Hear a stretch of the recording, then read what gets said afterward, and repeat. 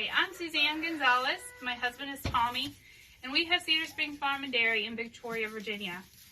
It is a sheep farm. We are primarily a sheep dairy where we milk sheep. And I am in a little stall with some of my bottle lambs, just a few of them. We end up bottle feeding quite a few lambs each year. And they range in from about 1 week to about 3.5 in here.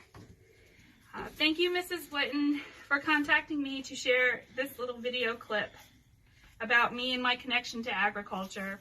I'm going to have to read it because I knew with the lambs I would get distracted and forget. So I'll start from the beginning, and I believe that that's where the love for farming and agriculture begins in all of us. My entire life, from as far back as I can remember, I've been around and involved in farming in some way. My grandfather was a farmer and a butcher. One of my first memories I have of him was of him raising rabbits and pigs, all for meat. My parents also raised the majority of our own food. While my dad was a carpenter, he was also a farmer at heart. I was generally in his footsteps as a youngster, so everything he did, I usually did too.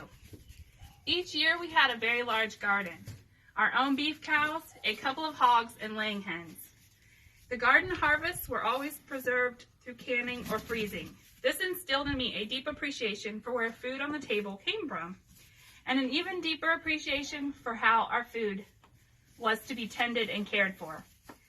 And I learned early on to care for animals. We must first tend to the land. Without it, the animals could not thrive. And so my passion for the circle of what a small farm provides began.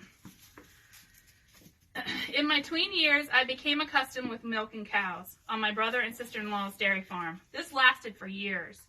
While most of the teens I knew were out on the weekends hanging out with friends, I was milking cows. I loved the cows and named most of them and truly enjoyed my time with them. A huge bonus to milking the cows was that sweet, fresh jug of milk from the morning milking swinging in my hand as I walked back home. Long after my cow milking days were behind me, raw milk became something I still craved to provide for my own family. All these things over the years, which seemed little then, instilled farming and agriculture deep within, and it was wasn't something I grew out of. Instead, it was something I wanted to get back to, kind of like going home. So it turned out to be not so little after all. A couple decades ago, when I was first married and started a family of my